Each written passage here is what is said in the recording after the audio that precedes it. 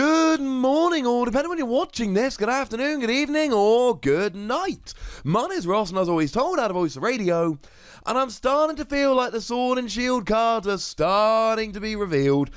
Oh, I'm expecting a big one tomorrow, ladies and gentlemen. Don't let me down, Japan. Don't let me down. By which I mean specifically the Japanese website.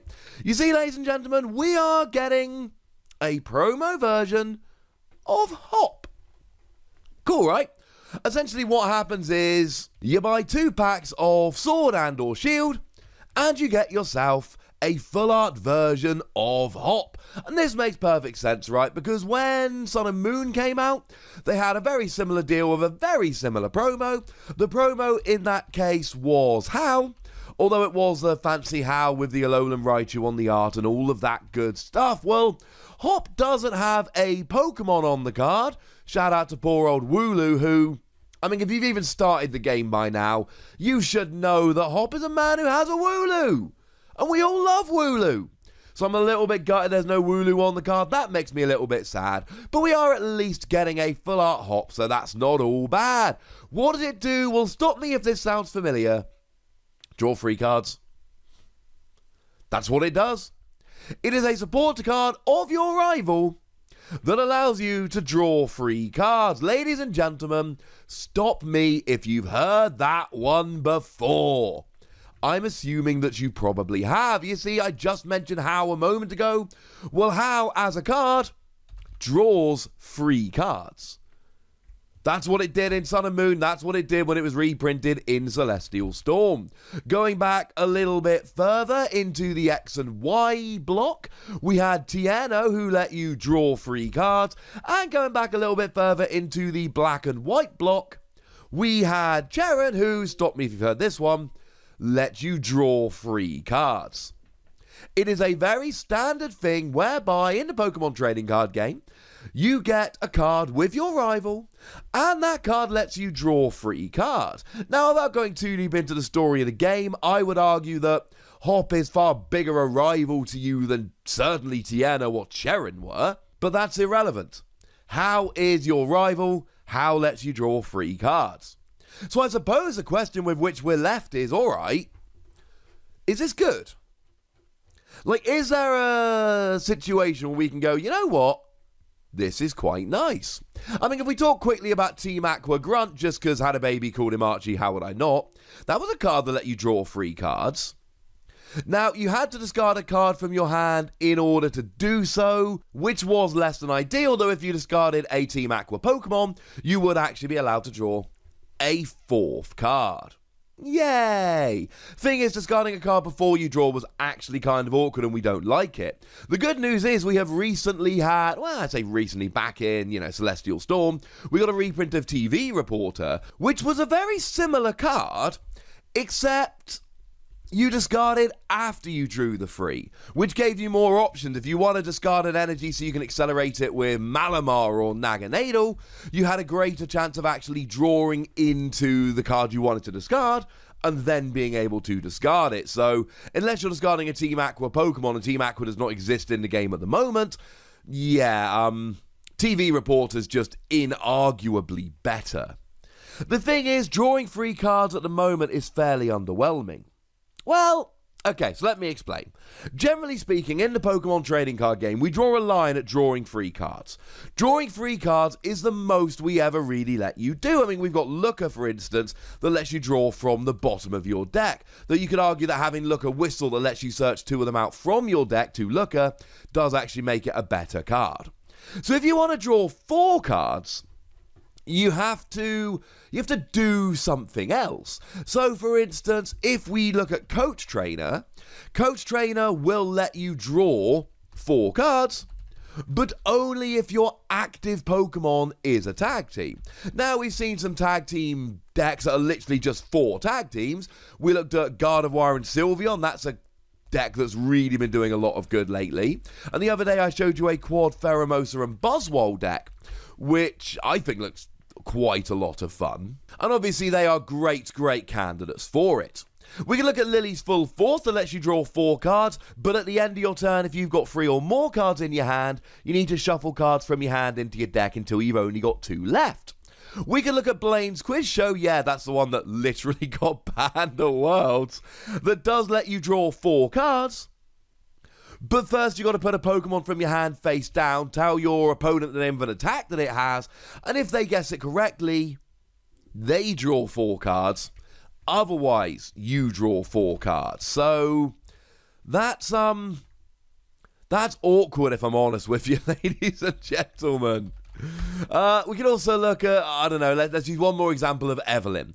Evelyn lets you draw 4 cards, but only if your opponent's active is a stage 1. What we see by all of this is that you are allowed to draw 4 cards, but you're only allowed to draw 4 cards if something else is going on. Outside of that, we're pretty much limited to drawing 3.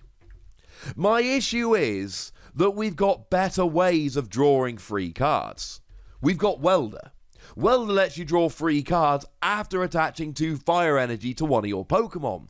Now, the good news is you can attach them to any Pokemon, fire or not. The bad news is it is limited to fire energy, and you only get to draw if you attach. If you don't attach any energy, you don't get to draw the card. You can attach 1 and draw, that's fine, but you've got to attach in order to draw. But outside of that, it's just better.